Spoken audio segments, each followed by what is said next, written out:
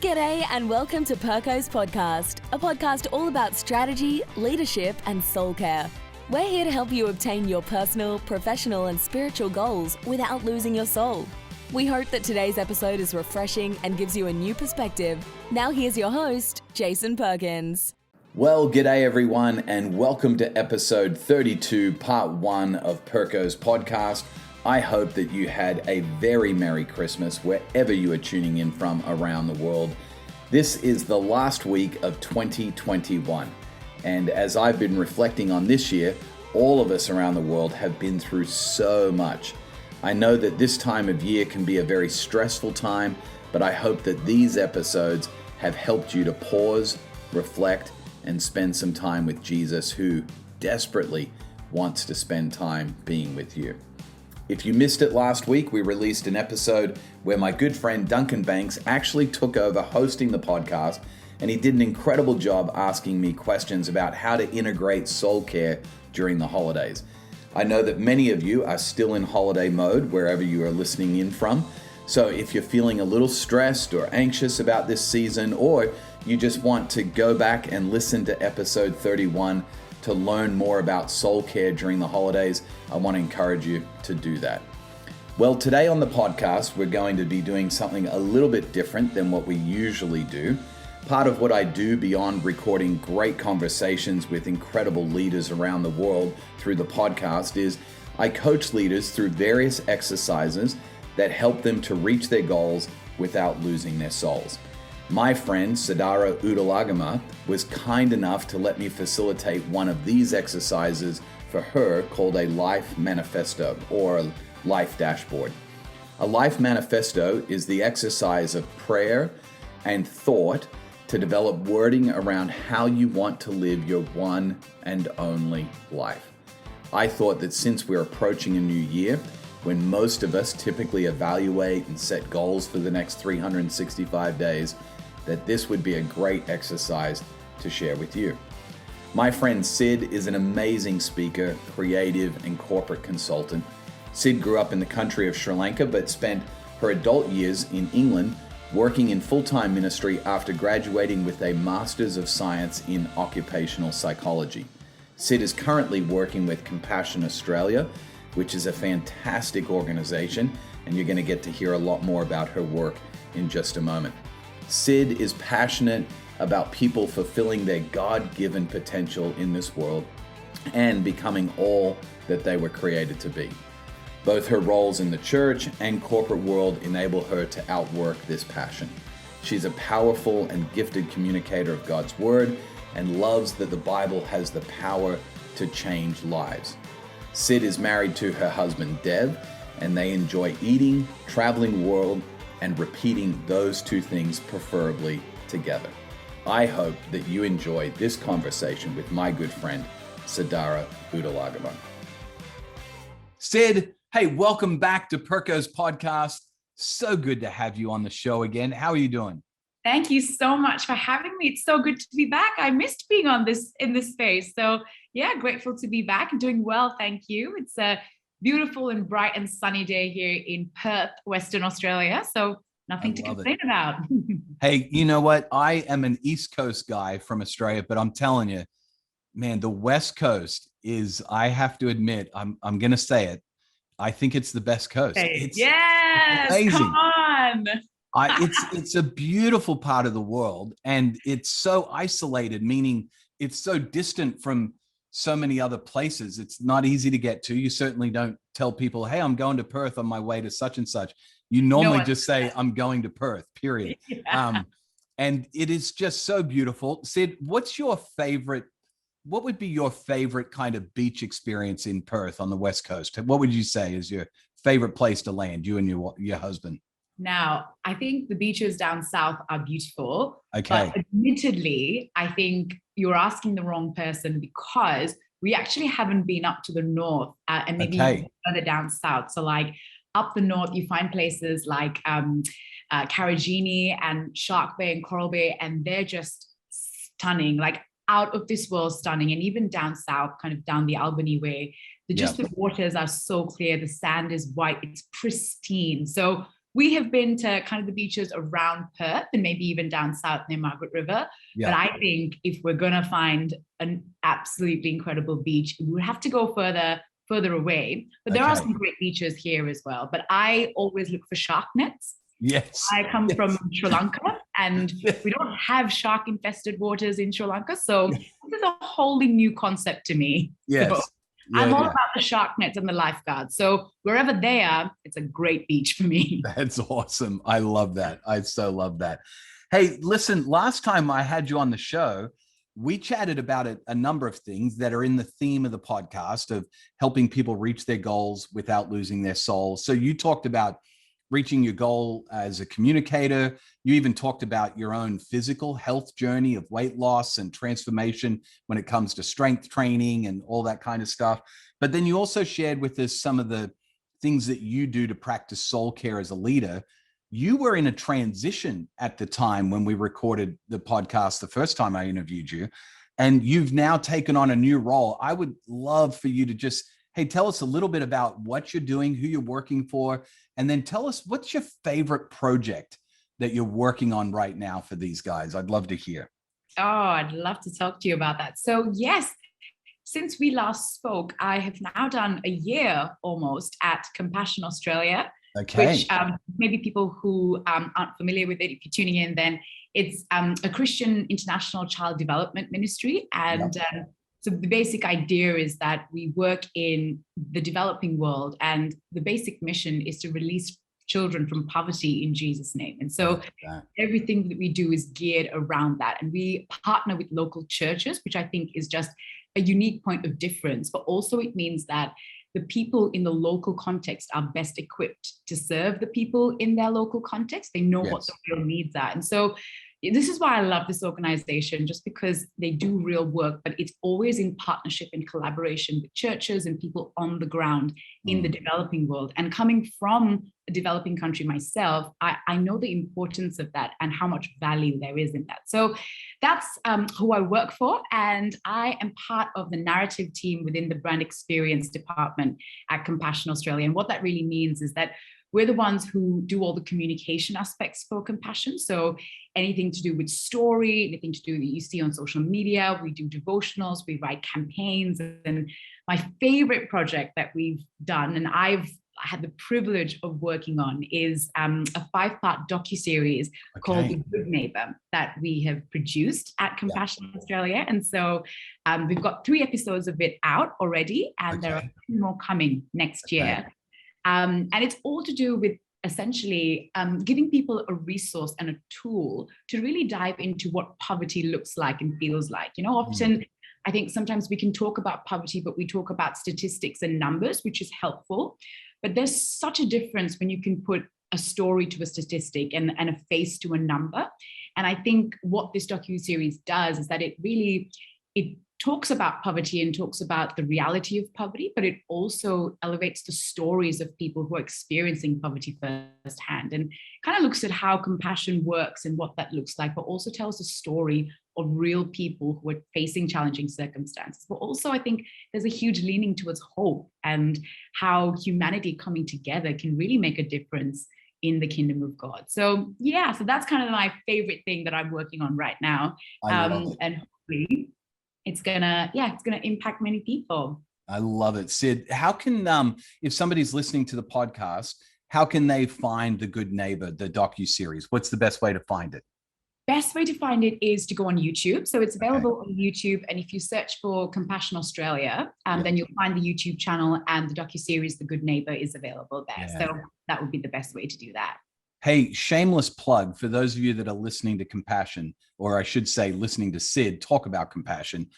I am a huge fan. In fact, I used to live in Colorado Springs in the same neighborhood as their headquarters. Literally could throw a rock at the building from my backyard. And the work that they were doing, not just around the world, but even in the local community of helping people to understand what it's like to live in poverty and those types of things, was just incredibly, incredibly helpful. So my wife and I currently sponsor 2 twin girls in Uganda. And we've been sponsoring them since they were about 2 years old. And that was probably 5 years ago now. So They, just make it so incredibly easy, not just to sponsor children, but to engage with those children as well, and to communicate with them and to write to them and share stories with them. And so I would highly recommend, if you haven't already, check out Compassion Australia online. I'm sure you can Google, find their website, and find out ways that you can get involved, and check out the Docu-Series as well. I think that would be incredibly helpful. So, hey, Sid, on behalf of my family, thank you for the work that Compassion does. We're so grateful to be a part of it. And we play a very small part in two little girls' lives, but we're super grateful to be able to do that. And you guys make it very easy to do that. So thank you so much. Thank you. That's very kind. And I think, actually, to be honest, we also play a very small part in the grand scheme of things. Just the local heroes, which are the local churches that work in the actual local context, they are the actual heroes, and the work they do is just astounding, and we just get to be a part and get to be a support for that work that's taking place. So yeah, it's awesome. Love it. Hey, we're coming to the end of 2021, and it has been an up and down, kind of crazy, wild ride, because quite frankly, I think most of us kind of thought 2020 was the craziest year that we would ever live in our lives, with a global pandemic and so on. I certainly thought that. And I, like most people, began to make plans for 2021 that included things like this foreign concept of travel, where I thought I would just start flying again and I'd be back up in the air and overseas and all these kinds of things. I did actually take a few flights during 2021.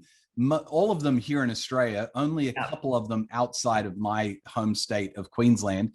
But all that to say, Sid, oftentimes at the end of a year, we reflect on the previous year. We start to kind of reflect on what we'd like to maybe do in the following year. And people start even setting some goals and that kind of thing. But circumstances all the time come in and change the direction. Oftentimes, we may have set some goals and unforeseen circumstances that are out of our control, like a global pandemic, for instance, come in and just obliterate all of those goals of what we wanted to get done. So at the end of 2020, looking at 2021, I began to ponder a different way of kind of setting goals for the new year. And this phrase came to my mind that I wanted to chat with you about today, and maybe just have some interaction around this for people that are looking at 2022, the new year, or any year for that matter. I began to think, what if I focused less on what I wanted to get done and more on who I wanted to become? And that phrase, the phrase just kind of resonated with me at the end of 2020. And really, for me as a person of faith, I began to ask the question, not just what I wanted to become, but who does God want me to become?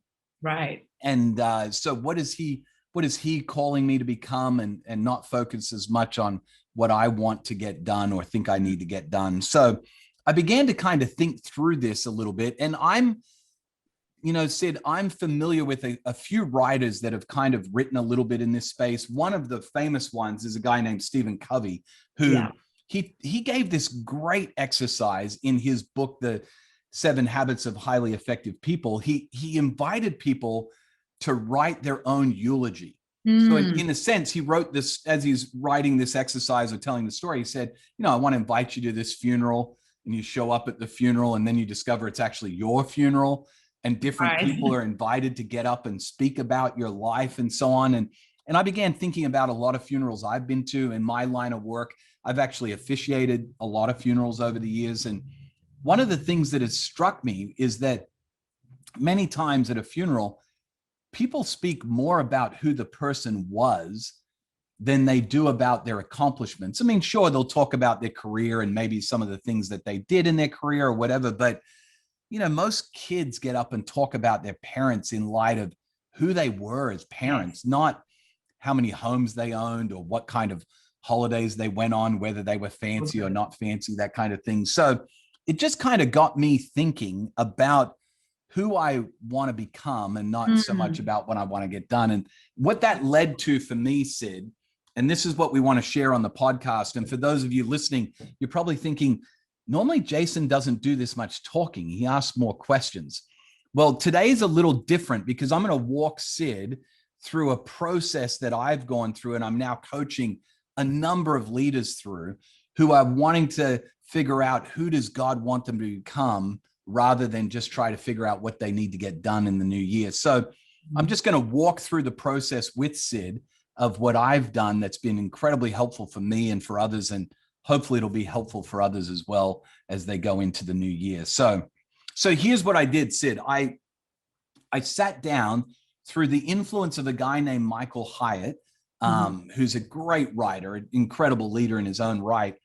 I identified 8 key areas or arenas, as I like to call them, of my life. Right. And that helped me because as I was sitting down trying to figure out, well, who do I want to become? That's kind of a broad, vague concept, but narrowing it down to maybe some key areas of my life that I can look at, then it helped me to begin writing that eulogy that Stephen Covey would talk about, but in specific areas of my life. So, for instance, I began to ask the question in the spiritual arena of my life. That's one of the first that Hyatt identifies. I thought to myself, if my pastor or somebody that was a spiritual influence in my life got up at my funeral, what would I want them to say about my spiritual life? Not what I accomplished or what I've done, but who I became. Wow. And then the next one is marital, is what Hyatt gives you. And so I began to think of my spouse. What would Kristen say? And could I narrow it down to one sentence about who I was in that arena? The next one was parental. So I thought of my children, obviously getting up. Physical is another one that Hyatt talks about. So I thought about a gym partner or a personal trainer. Social, I thought about getting a best friend up at my funeral. Vocational, somebody I worked for or somebody that worked for me or I worked with. Financial, this is tricky, Sid. Imagine your accountant getting up at your funeral and telling what type of person you had become in your finances. What would you want them to say? And then I thought about this last one that Hyatt talks about is vocational or your hobbies. So the things you do that are not vocational. And so I thought about who, what would my golfing buddy, or I'm a huge pickleball fan. So what would my pickleball playing partner say about me? And then recently, Sid, because I'm a bit of an overachiever, I've actually added a couple of extra categories. Of course I have. This is the Enneagram 3 in me coming out. So I've thought about it over the last 12 months because these 8 arenas have been on my mind quite a bit. And there's 2 extra ones that I think maybe just because of the season of culture that we live in today, this cultural moment in a sense, I've thought about the emotional side of my life. Like, what if my counselor or therapist got up at the end of my life and shared, this is who Jason became. Wow. And then the last one that I've thought of is digital, because they all have to rhyme. So emotional, digital, and so on. But what if the internet got up at my funeral? Oh, what would they say about me? What would the internet say about me? Or not just the internet, but any kind of digital devices. So those are now the 10 arenas that I kind of think through. And the process that I think about is who I'm becoming in those arenas, not just what I'm doing. So for those of you listening to the podcast, I actually shared these arenas with Sid ahead of time and kind of the concept or the process that I've just talked about. And I asked you, Sid, to think through, what would some of those statements of becoming be? What would you want to say in those? So Sid, first of all, I'd love for you to just share, what was the process like? How did it make you feel? What did you feel thinking through all of these different arenas and trying to identify who you want to become, maybe not by the end of your life, but at least by the end of 2022? How did it make you feel?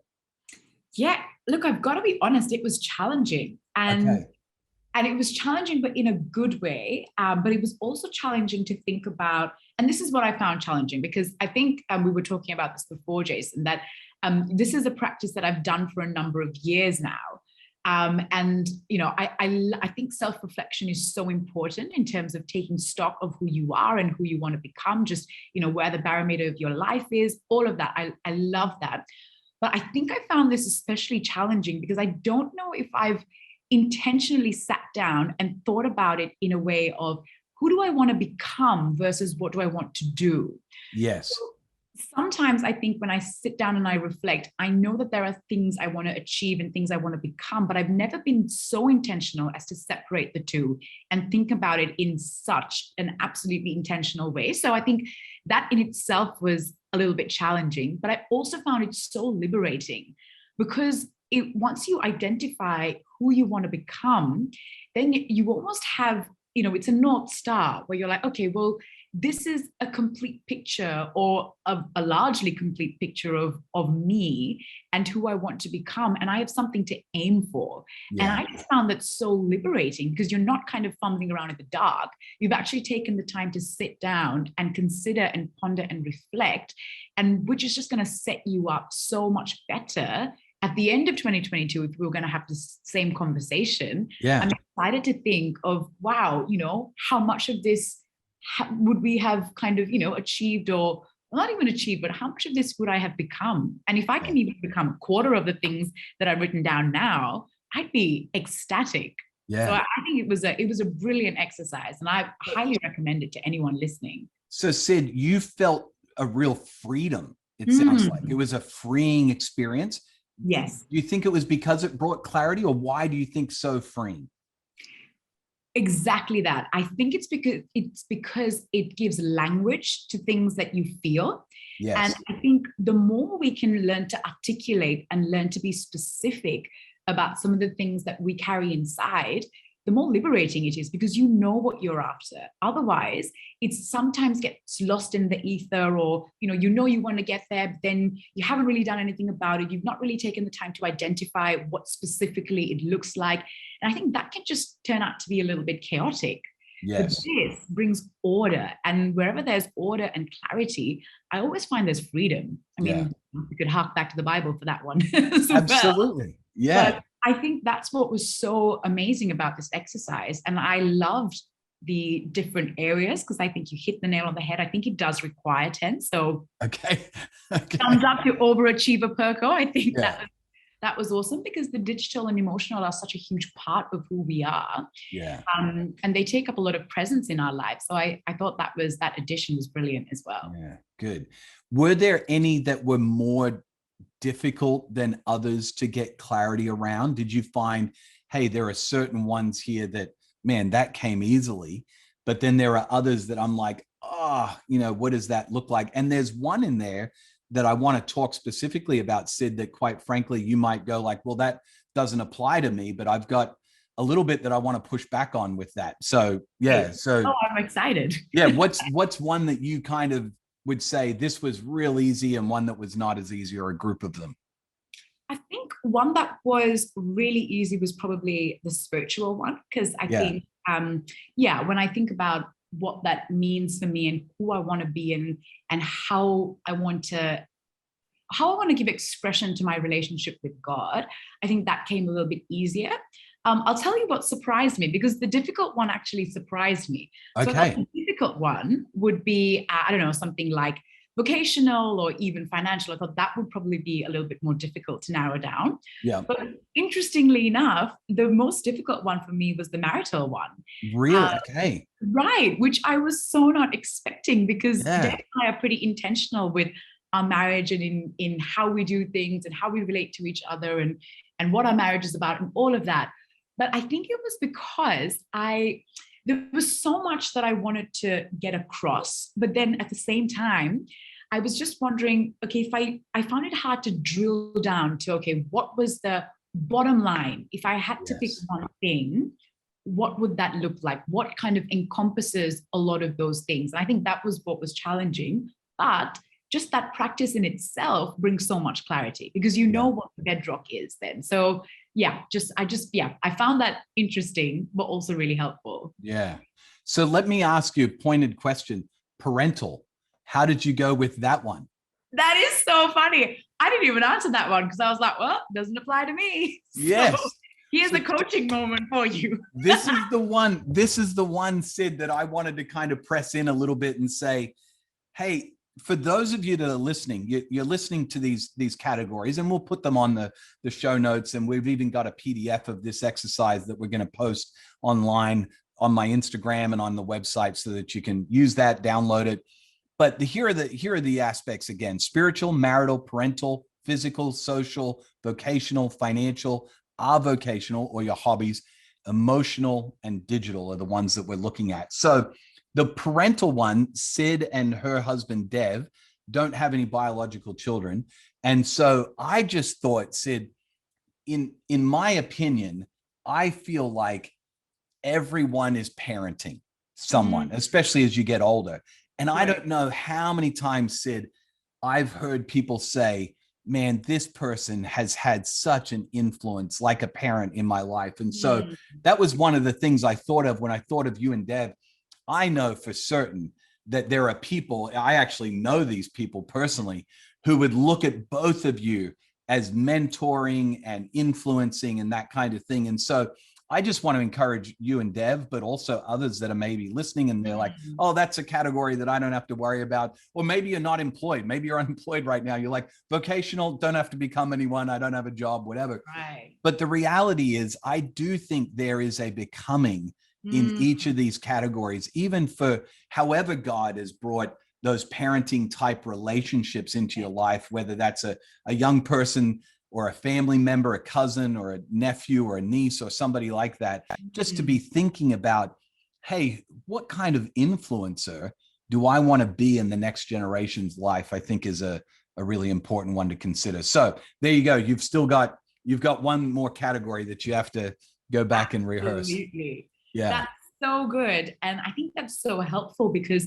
I mean, I've got to be honest, like I said, it didn't even cross my mind, but you're so right. There are people that Dev and I absolutely love and absolutely would see ourselves as meant to pour into their lives and meant to take on whatever that looks like. I mean, we could call it parental, but it is that kind of overarching love and support and encouragement and prayer and coming alongside and championing people and 100%. But just the category didn't even register. So that's a great point. And for anyone who's listening who might even say exactly like you said, oh, some of these categories don't apply to me. Actually, to think about them in the broader sense of that would be totally super helpful. One of my favorite thought leaders, favorite speakers in the whole space of kind of helping to champion the next generation is a guy named Reggie Joyner.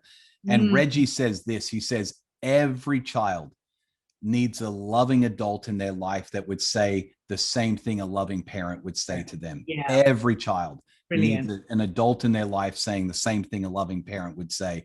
So I would just want to encourage you, if you're listening to the podcast, you're like, hey, parental, that may be not one for me because I don't have kids. And I just think that the truth is every child needs somebody saying those loving things that a parent would say. So, hey, tell us, Sid, I'd love to hear. You don't have to go through the entire list unless you feel like doing it, but I'd love to hear just some of those kind of simple statements of your life manifesto is really what this whole concept is, or kind of affirmations, life affirmations.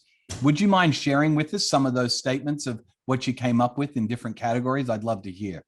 Absolutely. I'd love to. So I'll pick out a few and kind of go from there. So the spiritual one was, and so some of these I wrote as statements, some of them I wrote as words that kind of came. Right. And so that's just to preface that. So spiritual, how I encompassed that was a disciple of Jesus.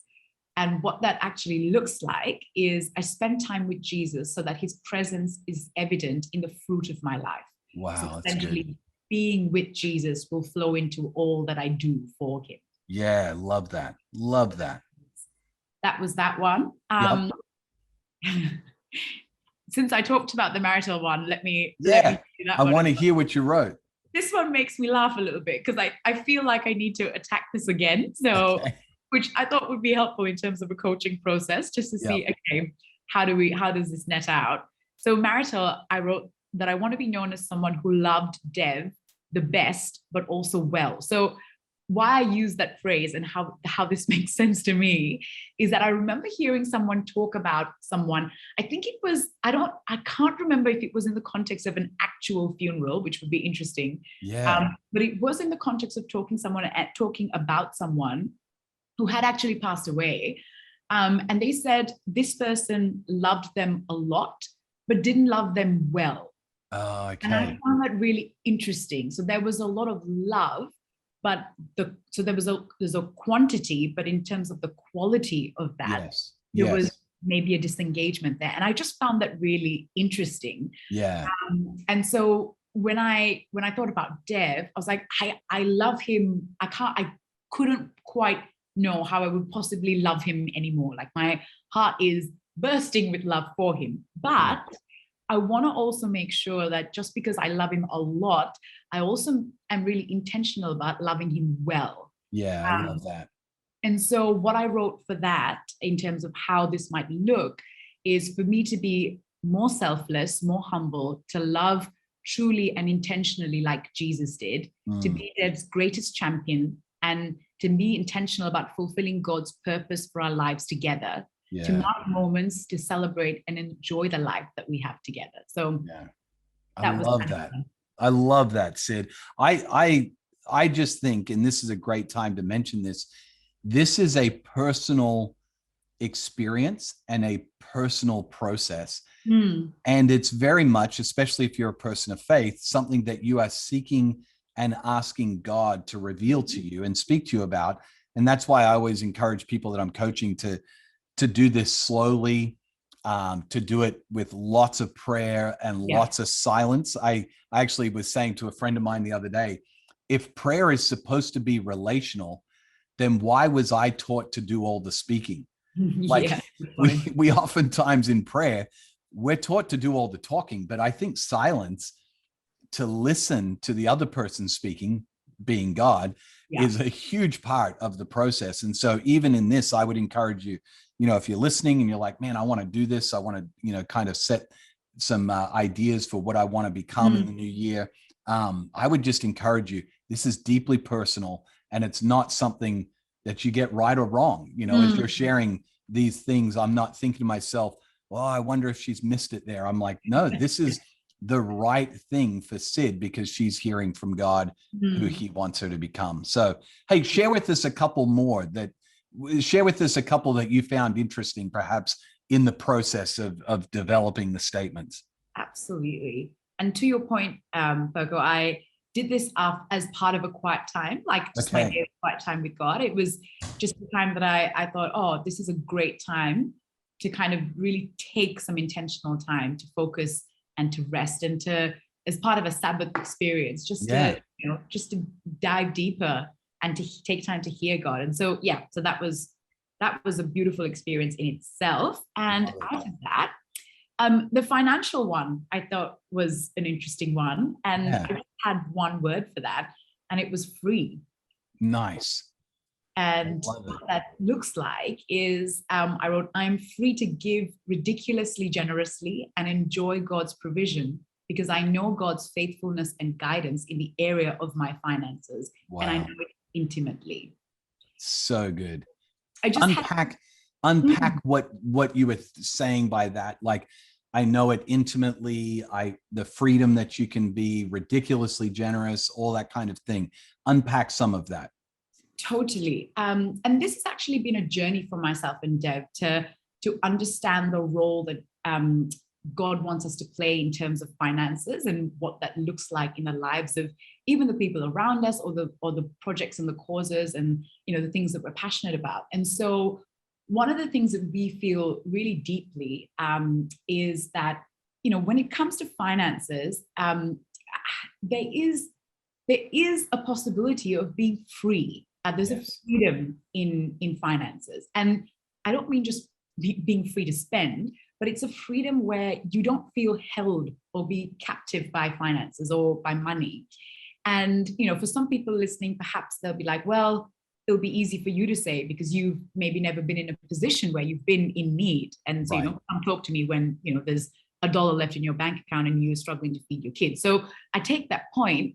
But I do remember, and this wouldn't be everybody's experience, and there would be different experiences across the board.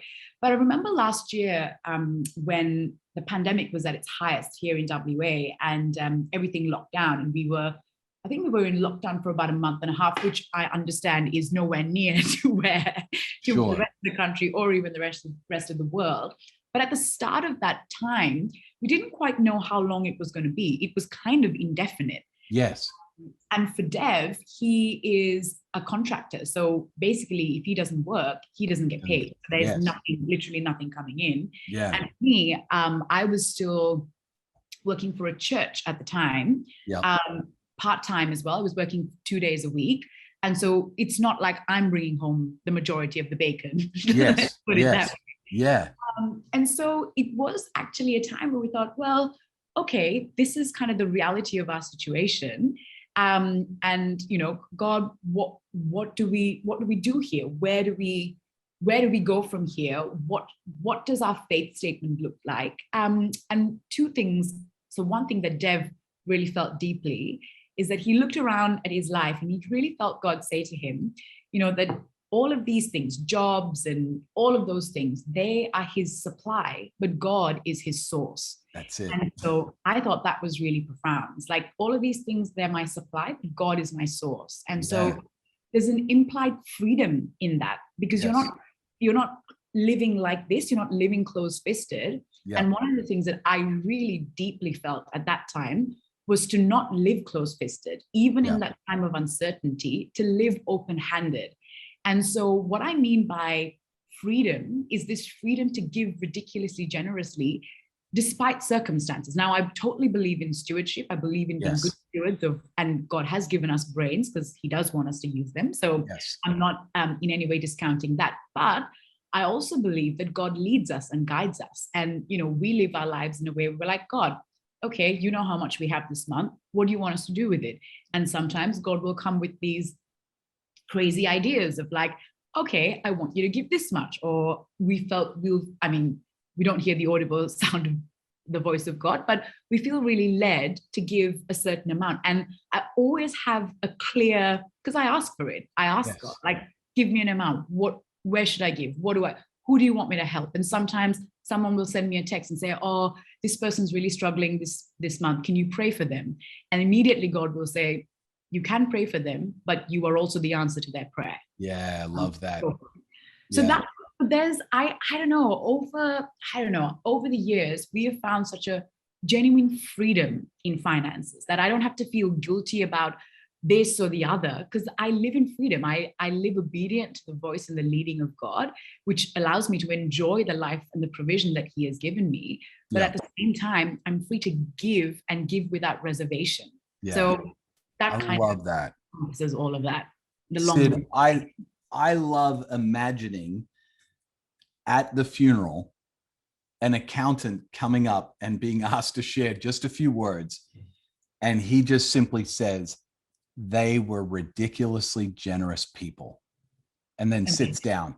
How good would that be? What a great person to become when it comes to your finances, not because of you being the source, like Dev said, because you knew the one that was the source and he was always faithful to supply. I love that. So good. So good. All right, Sid, were there any questions that came up in your mind during this process? So I give you this a little or large assignment to do to help you kind of think through who do you want to become in 2022. Were there any questions that came up in your mind or anything that was confusing that I can help to clarify maybe? Absolutely. There were a few questions that I thought of, and one I think would be so interesting to hear your wisdom on, Perko, is, when I talked to you about, okay, well, some of these questions were hard to answer because they were a bit challenging or you had to think about them. But I know that even for me, and I've done this consistently over a few years, I can always find it easier to answer questions about what I want to do rather than who I want to become. Yeah. And I just wanted to ask you, why do you think that is? Is it wiring? Is it how we've grown up? Is it our society? What do you think contributes to that? Because I can't imagine that I'm the only person who feels that way. Sure, absolutely. So I think it's because, honestly, a number of things, Sid, but I think one of the reasons why it's culturally what gets rewarded. And what gets rewarded always gets repeated. Oh, that is so good. You should say that again. That's so good. So I think that culturally, what we do is what gets rewarded, and what gets rewarded gets repeated.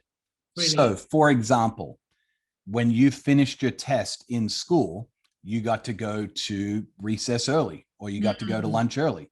So what you got done was rewarded. And so you repeat what was rewarded. And so that happens in the workplace. It happens in our homes. It happens in almost every arena of life, that we reward people for what they do.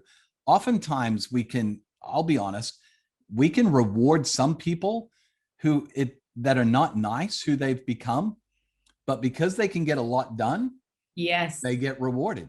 So true. Culturally, I think that's part of the problem. I do think, though, Sid, there are some people who are just personality, naturally action-oriented, or they have a bias towards action, as some people would talk about. That's definitely the case for me. My personality has a bias towards action. Yeah. And so contemplation is actually something that I have to work at. It's not my natural leaning. Whereas I have one of my own children, my oldest son, Xavier, he has a natural bias towards contemplation, and action for him is something he has to work hard at. And so that's just a personality thing. But I think probably a combination of those two things. There's probably people out there that are much wiser than me that would say, well, it's also this, and this. And I'm like, absolutely. But sure. I think those are the two things, at least for me, that kind of stand out. As culturally, that's what's, kind of promoted. And then naturally, through your personality, you may have a disposition towards that. So is that helpful? Absolutely. That's brilliant. And along the same lines, if we're talking about this idea of being and doing, yes. How do we then, so now we've written down these things, I've done the work, and we said, okay, this is who I want to become.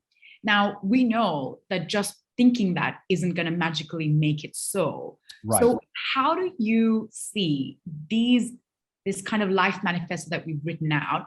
How do you see it actually outworking, and how do we do the work to become these things? Because in my head, I'm thinking, okay, I now need an action plan. I need to write down 10 things in each area that I need to do. And so I'm now veering back into kind of my doing inclination, because I, like you, am wired a little bit more that way. So what would you say? Is there a balance? Does one come before the other? What would your advice be on that? So you said something earlier in the conversation, Sid, when you were saying how much freedom the process brought you. You said it made me feel free and it gave clarity. I think you mentioned in there that it gave you kind of a true north, or a North Star, when it came to these different areas. And so I think that who you want to become, or who God wants you to become in a particular area, becomes your filter. It becomes your true north. So if we're asking the question, which comes first, action or contemplation, which of those two, I would always lean towards the contemplation, because then that becomes your North Star. It becomes your filter that your doing flows out of. And so the same is true, even in our Christian life. If abiding in Christ is our North Star, if that is our true north and that's our goal, then what we do in the fruit of our lives should flow out of that abiding.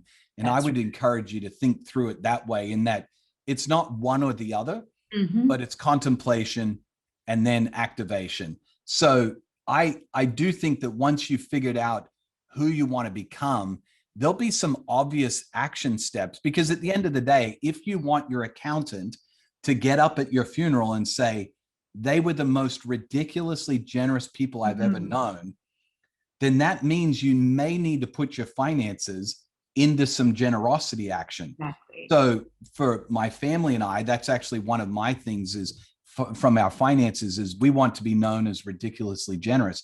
So for us, that comes in the form of kind of two ways. We have what we would call our structured generosity, which is just automated generosity.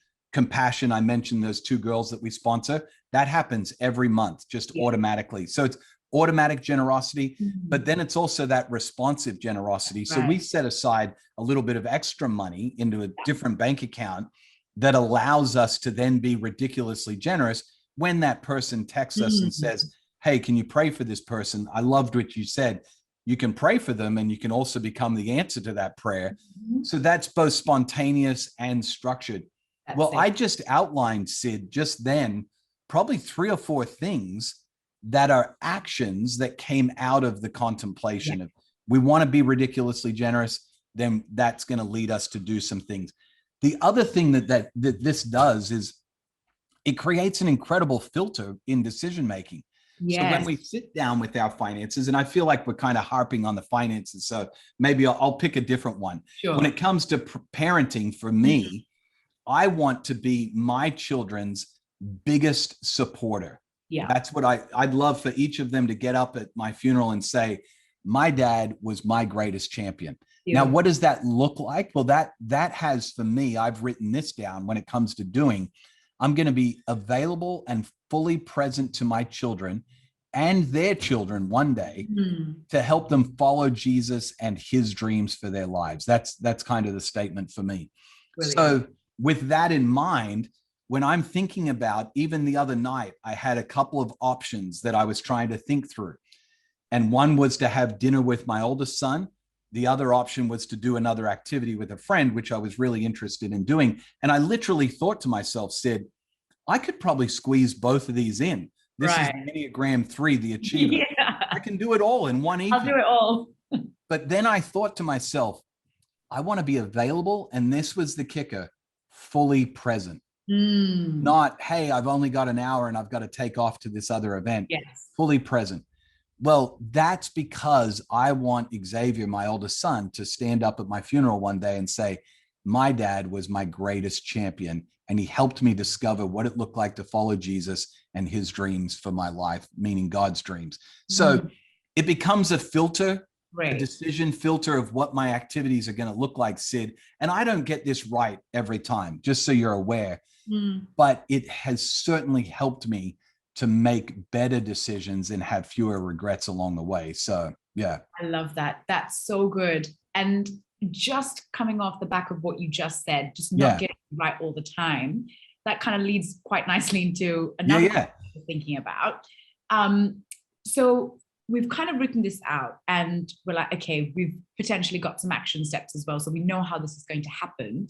But like you said, we don't get it right all the time. You know, we can get to July and, you know, physically I've written, I want to be healthy and strong, and, you know, potentially haven't worked out in a month and there's a tub of Ben and Jerry's by the bedside. Obviously, this is a very hypothetical situation. Very hypothetical. Also just asking for a friend. Yes. So, you know, and so have you got any advice? What do you do when you know you've got maybe halfway through the year and you're not tracking where you want to be tracking?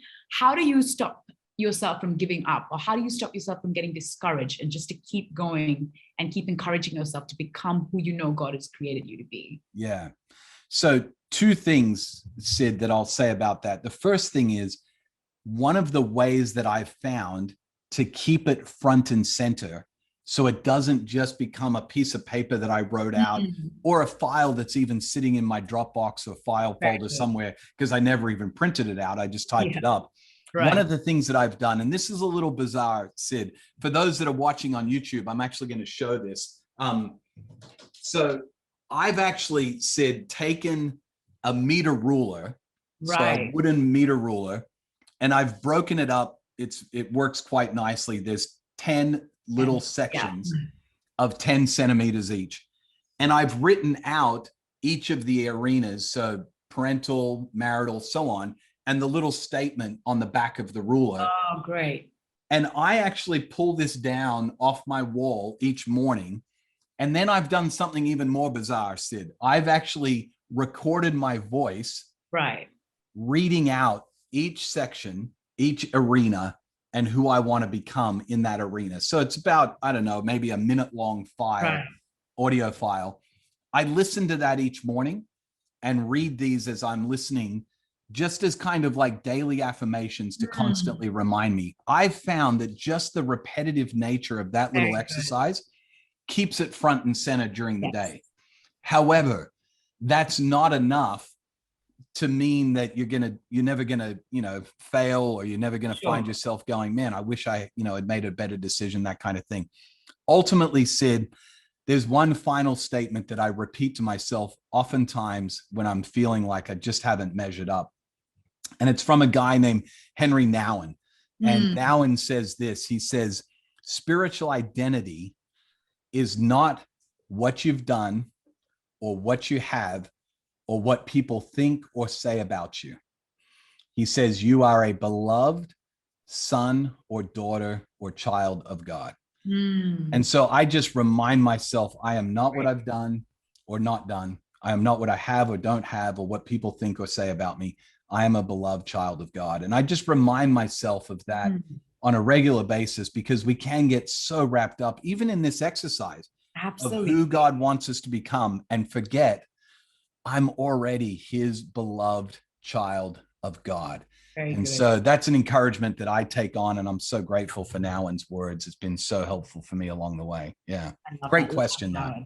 Yeah. That's so good. And that's so helpful, because I think particularly for someone like me who's wired a certain way, I can very much go into tick lists and be like, oh, I've done this, I've not done that, measured up here, not measured up there. And so just having that foundation, or having that approach to even just thinking through this, I think is super helpful. I've got one last question if you've got time. Go for it. I love it. Yeah. I would love to know, Perko, because you've been now doing this and you've been kind of enacting this life manifesto, and you've been reading, you've been looking at your meter ruler, you've been hearing the affirmations.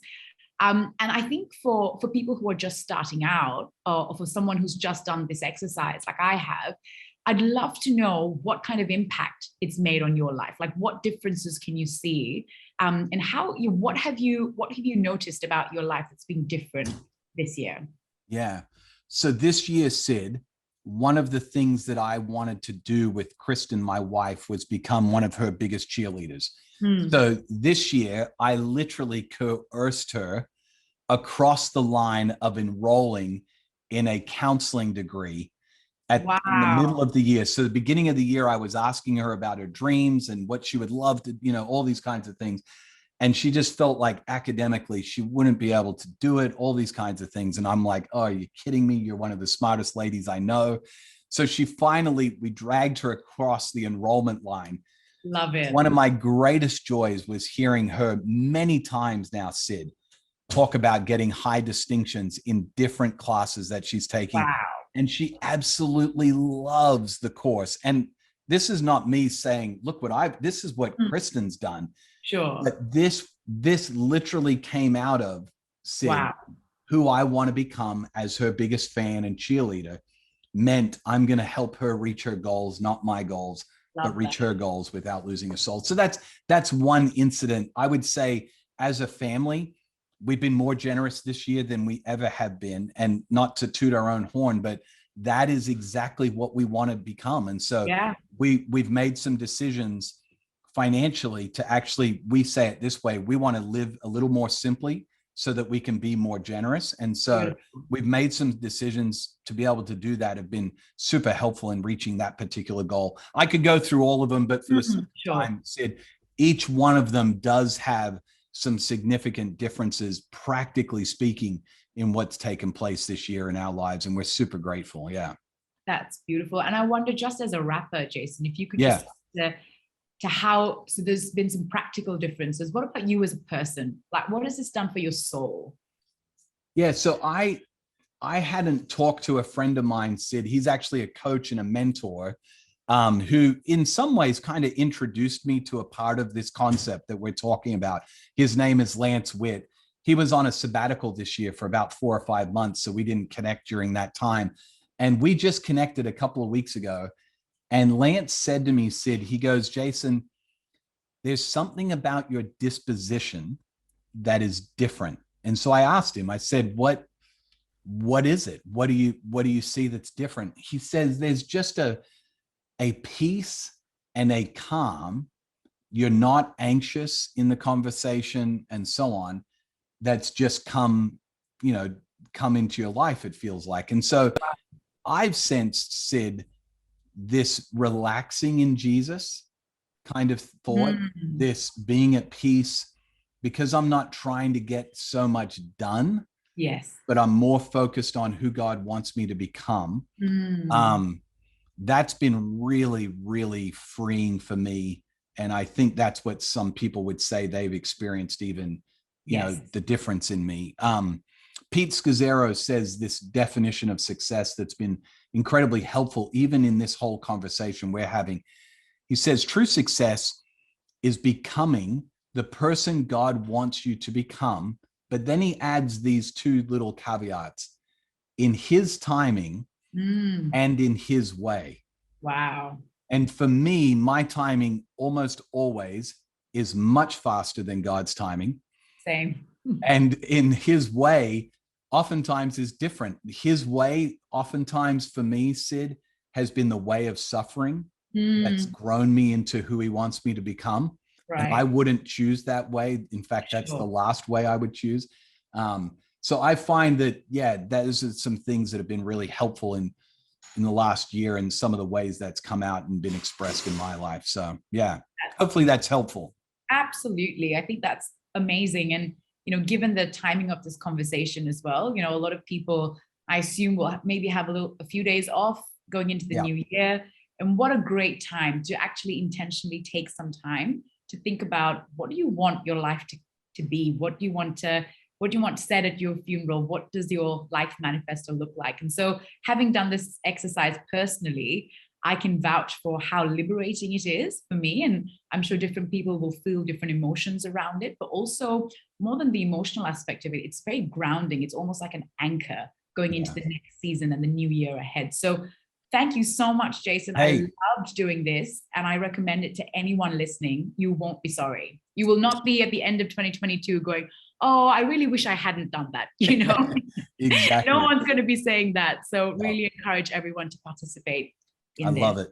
Sid, thanks so much for doing this, going through the process. And I hope it's been a gift to you and to Deb as well. And for anyone that's listening, man, we just want to help leaders reach their goals without losing their souls. It's a super simple goal of the podcast. And if we can serve you in any way, feel free to reach out to me. I'd love to help you out. We'll make all of the resources that we talked about available for you to download on the website and through our social media accounts. So thanks so much for joining us for a very special edition, a New Year's edition of Perko's podcast. Thanks so much, Sid, for your time.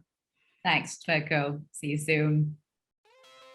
Well, that was a fantastic conversation with Sid. My favorite thing that I heard from her was how clarifying and freeing this experience was for her. I would love for you to experience that kind of clarity and feel that same freedom going into this new year. So, if you're interested in learning more about creating a life manifesto or any other coaching opportunities for that matter, you can head over to my Instagram account at Jason Perko Perkins is my handle, and fill out the Connect With Me form using the link in my bio. I would love to chat with you and get you all the resources for you to develop your own life manifesto and dashboard for this year. Now, before I go, as always, I want to make sure, especially if you're new to the podcast, that you don't miss any conversations like this one. So if you haven't already done so, head over to my website, jasonperkoperkins.com. Sign up for the weekly email that we send out. We promise not to inundate you or fill your inbox with useless information. We just want to simply give you resources, including this podcast, that help you reach your goals without losing your soul. If you feel inclined, we would also love it if you would consider leaving us a review on whatever platform you listen to this episode on today. Those reviews not only help us to know what was most beneficial for us to talk about in future episodes, but they also help us to get these conversations to other people like you. As always, I'd love to hear from you. If you're finding these conversations helpful in feeding your soul, that's what this podcast is all about. We want to help leaders reach their goals without losing their souls, and we love hearing from people who listen to the podcast. So be sure to connect with me online this week. The best way to do that is via Instagram. You can simply shoot me a DM at Jason Perko Perkins is my Insta handle, or you can use the link in the bio. fill out the Connect With Me form and we can connect that way as well. I would love to hear from you if there is a topic that you would like us to discuss further, or maybe you've got a person that you'd like us to interview in the future. We'd love for you to share that information with us. Our dream is to see a generation of leaders reach their goals and at the same time hear them say, "It is well with my soul." Thank you so much for your time today. I really appreciate it. And I look forward to connecting with you online this week and sharing a great conversation with my good friend Clay Scroggins with you next week. Until then, cheers.